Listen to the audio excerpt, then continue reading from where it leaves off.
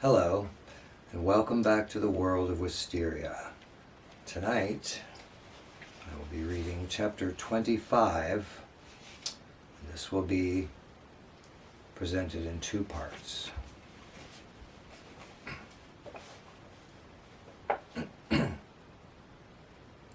Where? Asked Emily.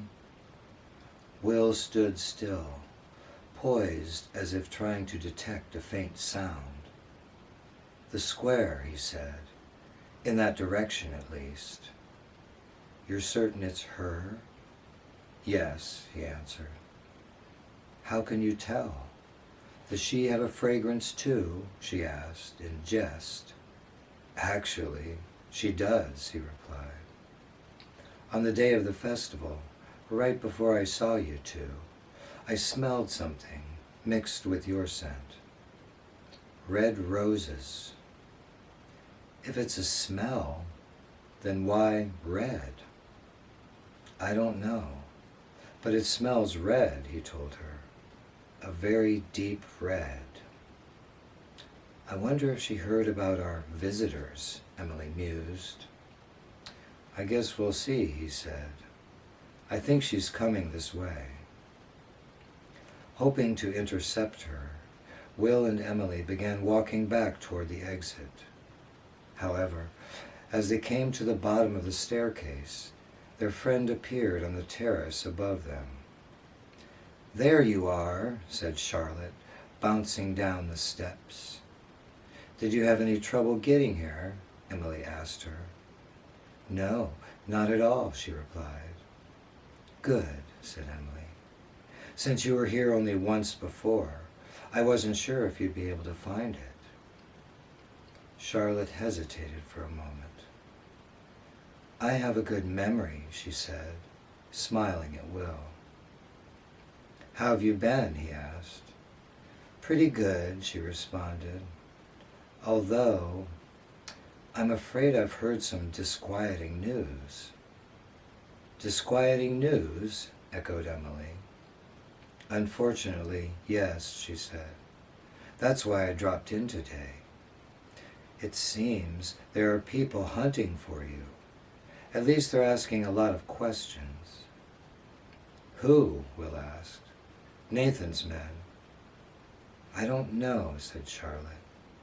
I didn't see them myself, but I heard it from several sources. Different friends in different worlds. Do you know why they're looking for me? Emily inquired. I can't be sure, she said. But the rumor is that there's some kind of bounty on you. A bounty, said Emily, glancing at Will. That might explain it. Explain what? Asked Charlotte. Emily started to answer, but then paused and looked again at Will, who nodded, indicating that she should continue. Last night, she said, we had guests. Guests? Uninvited guests. Charlotte gasped. You don't mean another attack? Yes, said Emily. But we're fine, she quickly added. Will took care of them, handily. The same men? No, it was a different pair, she replied. And I don't think they were Nathan's henchmen this time. So, what happened? Charlotte asked her, looking eager to hear the story. Yesterday afternoon, she began, we saw a man in the square, a stranger. We watched him for a little while. Then Will confronted him, politely, and asked what he was doing here. What did he say? Not much, said Emily. He was evasive, and then he left. He jumped away. At that point, she continued, we went into the local tavern to question people who might have spoken with him. And while we were inside, he walked through the door. There was also another man with him, a big man with special talents. Emily then launched into a brief but lively description of the man's assault on Will and how Will had dealt with him. "Wow," said Charlotte, after listening intently to her account of the scuffle. "And the other guy? He came after me." "Did he try to—" "Yes, he tried to snatch me," Emily told her. "But it was a feeble attempt. And after he saw what Will had done to his friend, he apologized and promised never to come back. Then they both took off." "I see," said Charlotte, mulling over what she'd heard. "And you don't think they were members of Nathan's gang?" "I doubt it," Emily replied. "It wasn't a random attack, though. They knew who I was, and they came to Wysteria looking for me. I wonder how they found you," she said. Again, Emily looked at Will, uncertain what to say. Will decided there was no reason to keep Charlotte in the dark, and gave Emily another subtle nod, signaling that she should proceed. "I'm not sure how they managed to find their way here," said Emily. "But the leader, if that's what he was, recognized me right away. From somewhere. And when I asked him how he knew me, he said that we had a mutual friend. You." Charlotte looked stunned. "Me?" she exclaimed. "He said he knew me? Oh my God, you don't think I had anything to do with the attack, do you?" "I swear, Emily." "Of course not," Emily promptly assured her. "He didn't say you told him where I was, only that he knew you." "I see," said Charlotte, sounding somewhat relieved.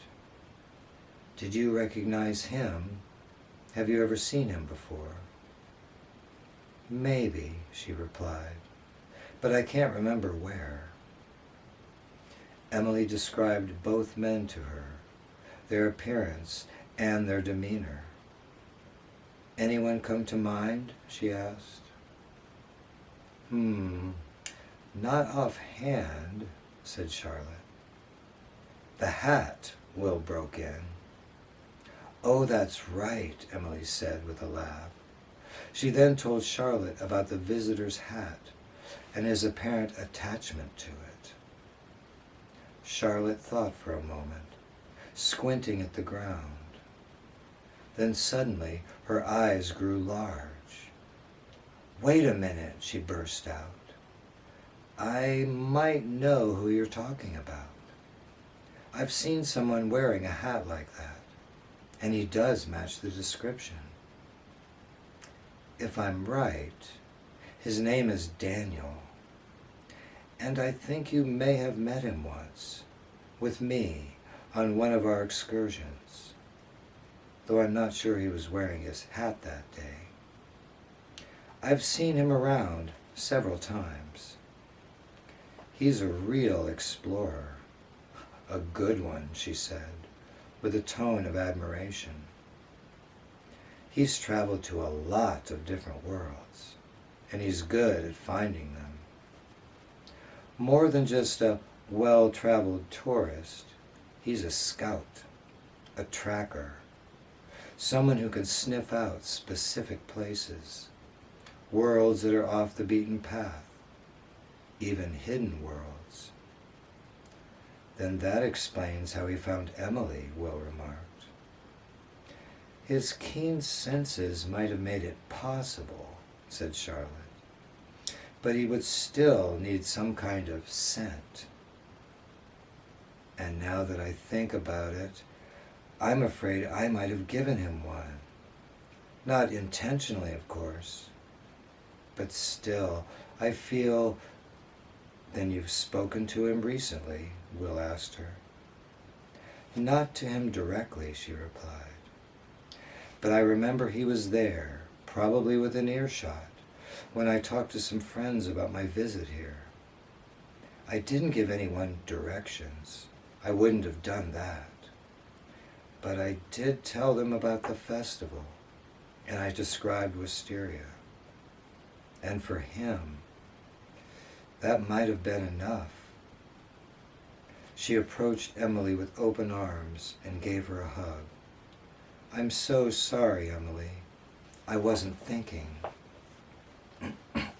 It's not your fault, said Emily, trying to comfort her. You didn't do anything wrong. I should have been more careful, she said. But at that time, I didn't know anything about the bounty on you. If I had, I wouldn't have said anything to anyone. I thought it was only Nathan's crew that we had to be concerned with.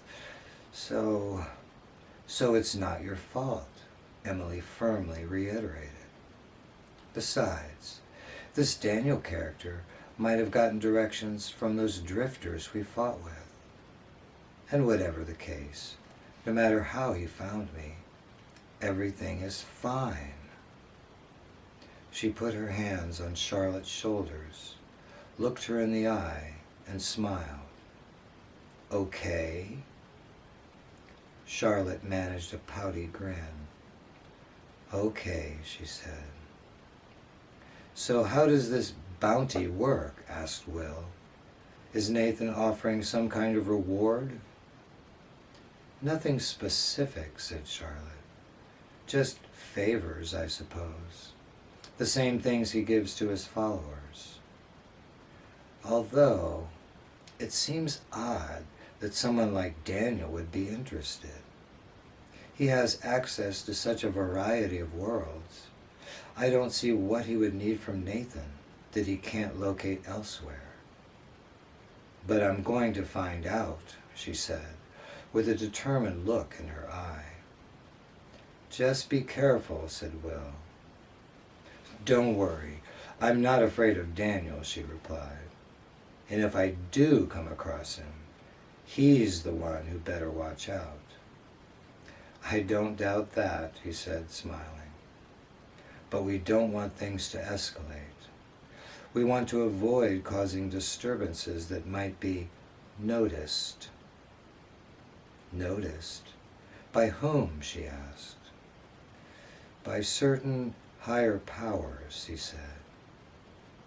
Charlotte looked puzzled.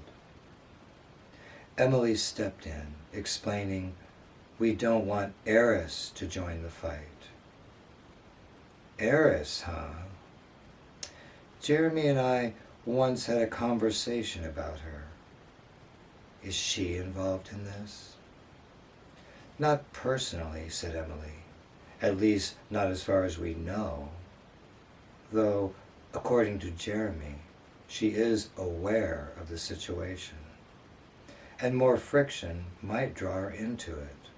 So, I understand, said Charlotte. I'll try to find out what I can, without causing any waves. It's the least I can do to help. Emily thanked her, again insisting that she and Will were in no danger here. She then suggested they take a walk through the garden to clear the air.